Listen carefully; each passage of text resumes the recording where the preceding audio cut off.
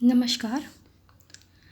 आज हम इस स्लाइड के माध्यम से पेपर 3 लर्निंग एंड टीचिंग के यूनिट 5 टीचिंग एज प्रोफेशन के अंतर्गत recommendations of national policy on education 1986 आपकी 1986 की जो राष्ट्रीय शिक्षा नीति थी उसके जो विभिन्न संस्तुतियां हैं उसके विषय पे बात करेंगे और strategies for ensuring teacher accountability इस विषय पे आज हम बात करेंगे। 1986 की पॉलिसी को इंट्रोड्यूस करने से पहले हम बात करेंगे, थोड़ा उसके पीछे जाते हैं कि नेशनल पॉलिसी ऑफ 1968 जो था वो पोस्ट इंडिपेंडेंट एरा यानी भारत की आज़ादी के बाद एक भारतीय परिप्रेक्ष्य यानी एजुकेशन के जो परिप्रेक्ष्य है उसमें एक लैंडमार्क माना जाता है, जिसमें बहुत सारी बातें कही गई और उनमें मतलब कुछ कुछ मुद्दों को उठाया गया, खास करके एजुकेशन के क्षेत्र में, जैसे कि aim to promote national progress, जो राष्ट्रीय जो प्रगति और उन्नति की बात है उस पर स्ट्रेस दिया गया। आपके सिटीजनशिप के अंतर्गत आने वाले जो कॉमन सामान्य सिटीजनशिप के अंतर्गत आने वाली जो विभिन्न क्रियाकलाप हैं या बाकी चीज़ें हैं उनको डिफ़ाइन किया गया। टू स्ट्रेंथन नेशनल इंटीग्रेशन, सद्भावना, जो राष्ट्रीय सद्भावना की जो भावना है उसका विकास और उसको मजबूत बनाने की तरफ ध्यान देने के लिए कहा गया। Radical reconstruction of education system, भारतीय जो शिक्षा व्यवस्था है उसको और ज़्यादा मजबूत बनाने के साथ साथ उसको फिर से उसके पुनर्निर्माण की एक आवश्यकता जो है उसके ऊपर स्ट्रेस दिया गया था। Improve quality in all stages, education के हर एक क्षेत्र, चाहे वो स्कूली क्षेत्र हो, चाहे वो हायर कॉलेजेस या हायर एजुकेशन वाले क्षेत्र हो, हर एक क्षेत्र में क्वालिटी के साथ यानी गुणवत्तापूर्ण शिक्षा की जो दशा है उसको लाने का, जो विकास का जो प्रक्रिया है उसको लाने की बात कही गई। और ख़ास करके साइंस और टेक्नोलॉजी, क्योंकि काफ़ी तेज़ी से जो समय है या जो दौर है वो बदल रहा है,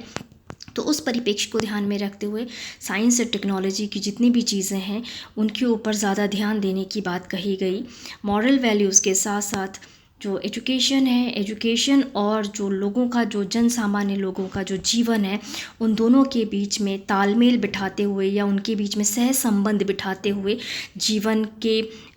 जो प्रगतिशील तरीके हैं उनको भी इसमें सम्मिलित करने की बात कही गई थी। इसके बाद अब हम आते हैं नेशनल पॉलिसी ऑन एजुकेशन 1986। 1986 की जो शिक्षा नीति, राष्ट्रीय शिक्षा नीति 1986 है, इसकी प्रक्रिया के दौरान भारत की जो सरकार है आपकी, उन्होंने यूनियन एजुकेशन मिनिस्ट्री जो है उन्होंने एक डॉक्यूमेंट पब्लिश किया था, challenge of education A policy perspective 1985, शिक्षा की चुनौती नीति संबंधी परिप्रेक्ष्य जो है, ये दस्तावेज़ जो है ये जारी किया गया था। और ये एक तरह से इसने काफ़ी बड़े मतलब बड़े तरीके से या बड़े देशव्यापी तौर तरीके से एक तरह से एक विचार विमर्श को जो है वो प्रोत्साहित किया गया था। और इसके अंतर्गत जो इसका जो मुख्य उद्देश्य था वो ये था कि नई शिक्षा के नीति के निर्माण के लिए हम पहले उसके आधार को बनाने की प्रयास कर सकें, समाज के विभिन्न वर्गों के लोगों की जो किसी भी नीति को लेकर के क्या अपेक्षाएं हैं हम वो बात कर सकते हैं, उनके साथ साथ जो उनकी आशाएं हैं उन सभी चीज़ों को इस परिप्रेक्ष्य या इस नीति में शामिल किया जाने का प्रयास किया जा सके। इसलिए इस दस्तावेज़ में बहुत सारे जो वर्ग के लोग हैं, बौद्धिक हो, सामाजिक, राजनेता लोग, जो व्यवसाय से जुड़े लोग हैं या एडमिनिस्ट्रेशन से जुड़े लोग हैं या टीचिंग कम्युनिटी से जुड़े लोग हैं, सभी से उस तरह की जो नीतिगत जो आधार हैं या जो सजेशंस हैं वो डिमांड की गई थी। और इसके बाद ये है कहा गया कि काफ़ी सारे नेशनल सेमिनार जो हैं उनमें इन नीतिगत परिप्रेक्ष्य पे बहुत सारी बातें कही गई और इन सारे चीज़ों को, इन प्रतिक्रियाओं को एक दस्तावेज़ के रूप में नीति के तौर पे उसको जो है प्रारूप जारी करके 1986 में लागू करने की बात कही गई थी। और ये इसने जो है ये नया नेशनल पॉलिसी ऑफ एजुकेशन जो है आपका, इसने सारे के सारे आस्पेक्ट जो हैं, तकरीबन जो शिक्षा के क्षेत्र से जुड़े हुए जितने भी आस्पेक्ट होते हैं उन सभी को कवर करने का प्रयास किया था, चाहे वो प्राइमरी एजुकेशन हो, हायर एजुकेशन हो, रोल ऑफ टीचर हो, स्टूडेंट्स की service, curriculum, management, resource, technical education, professional education,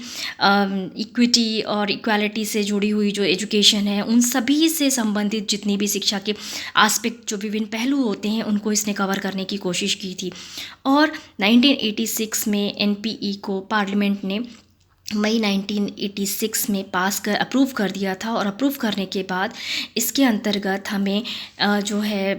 विभिन्न जो 12 खंड हैं, इसको राष्ट्रीय शिक्षा नीति को कुल 12 खंडों में बांटा गया है, जिसमें जो है आपके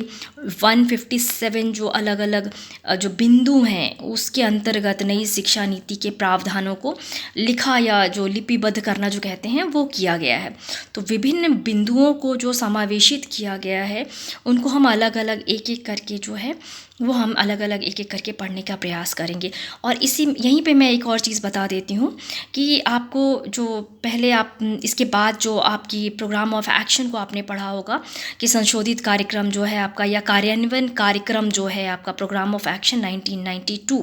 तो इसी 1986 की जो नीति है इसी को ध्यान में रखते हुए नवीन राष्ट्रीय शिक्षा नीति को सुचारू तरीके से लागू करने की बात को लेकर के ये कार्यक्रम जो प्रोग्राम ऑफ एक्शन है वो बाद में तैयार किया गया, जो कि 23rd वर्क जो प्लान के जो ग्रुप टारगेट ग्रुप्स थे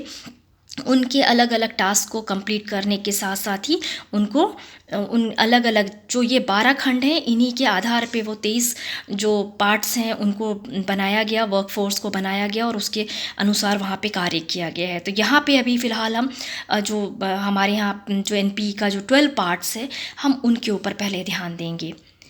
इसमें पहला पार्ट है आपका इंट्रोडक्शन का जो पार्ट है वो है प्रस्तावना या इंट्रोडक्शन का पार्ट जो है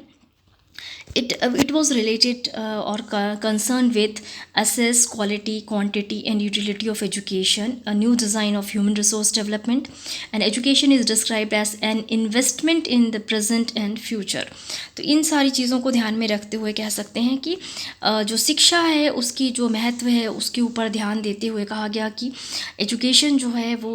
आपकी एक निवेश की तरह है जो कि काफ़ी काम आता है, और उस तरह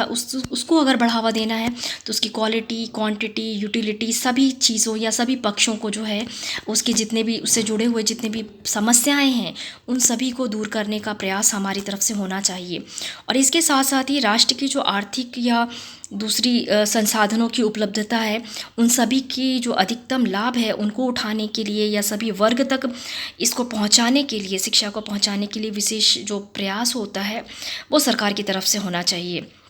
इसके साथ साथ ही आपके जो भारतीय समाज की जो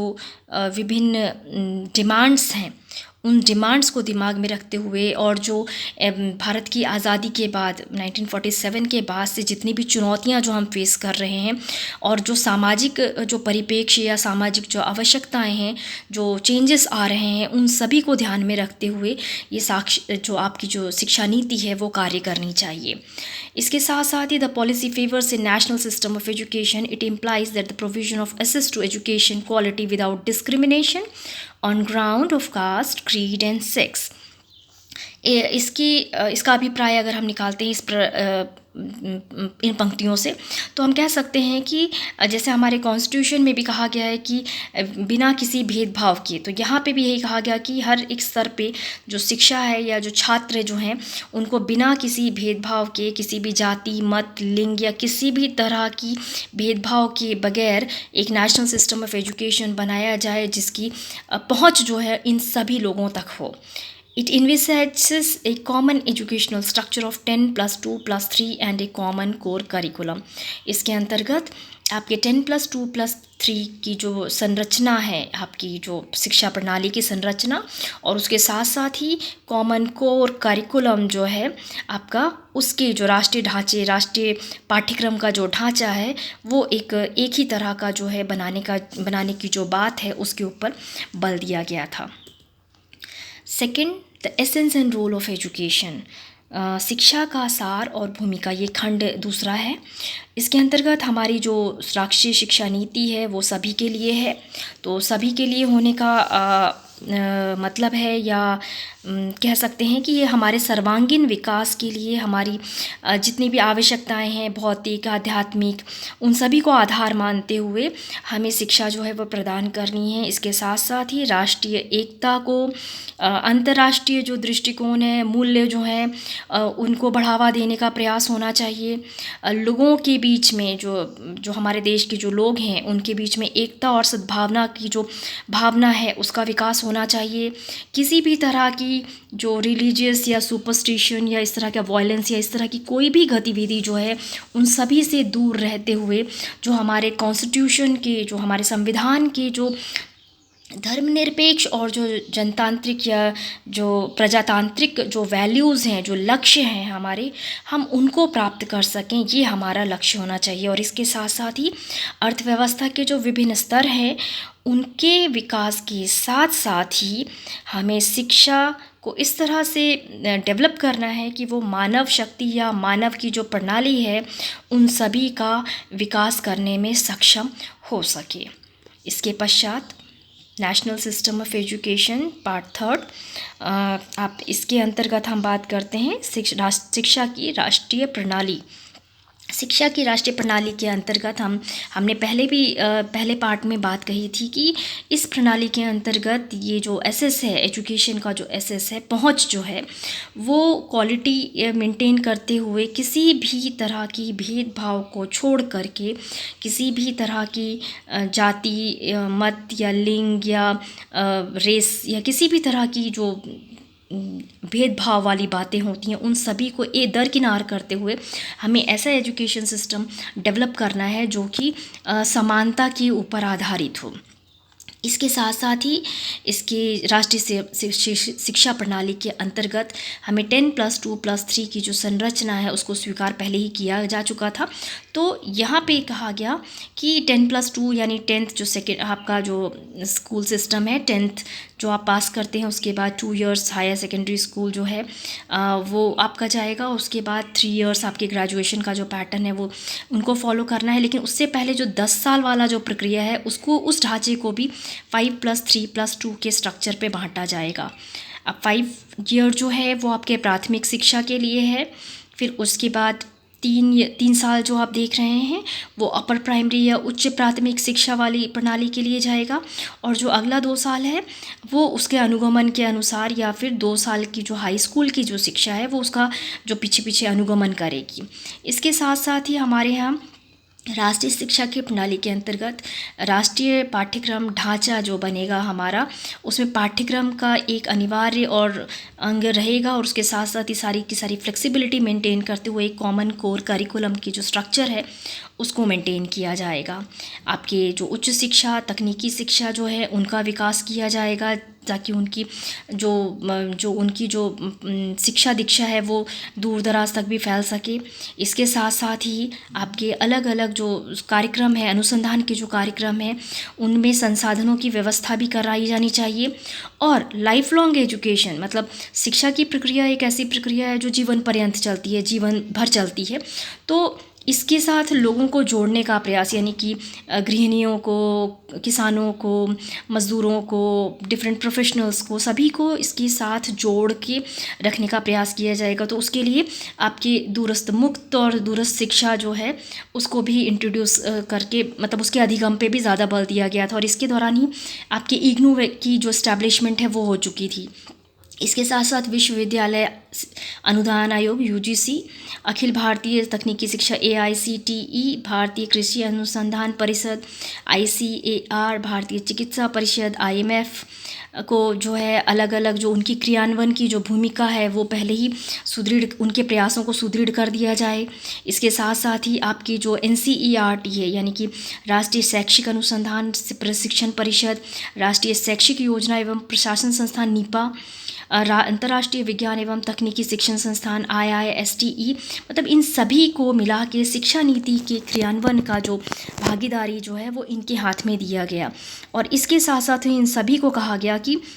राज्यों के और जो केंद्र है वो दोनों ही शिक्षा की जो नीतियां हैं या उनको एकीकृत रूप से सुदृढ़ करने के लिए जो और उनके जो स्टैंडर्ड हैं, मानक जो हैं गुणवत्ता बनाने के लिए, उनको मानव शक्ति के विकास के लिए, रिसर्च और उससे जुड़ी हुई एक्टिविटीज़ को देखने के लिए, हायर इंस्टीट्यूशंस की देखभाल के लिए, शिक्षा, कल्चर, ह्यूमन रिसोर्स मैनेजमेंट, मतलब सभी स्तरों पर शिक्षा के जो विभिन्न पहलू हैं उन सभी को श्रेष्ठ श्रेष्ठ तरीके से उन उसमें प्रोग्रेस लाने के लिए जो है केंद्र सरकार और राज्य सरकार मिलके कार्य करेंगी, लेकिन केंद्र सरकार जो है उसका उत्तरदायित्व अधिक तौर पे स्वीकार करेगा। ये हमारे समवर्ती सूची के अंतर्गत भी हमने बात कही थी कि अब शिक्षा जो है केंद्र और राज्य दोनों की मिलीजुली साझी जिम्मेदारी होगी। तो यहाँ पे ये कहा गया कि केंद्र सरकार का उत्तरदायित्व जो है वो अधिक माना जाएगा। इसके पश्चात हम नेक्स्ट जो स्लाइड है उसमें अगले जो पार्ट हैं खंड 4 जो है उसके बारे में जानकारी प्राप्त करेंगे। धन्यवाद।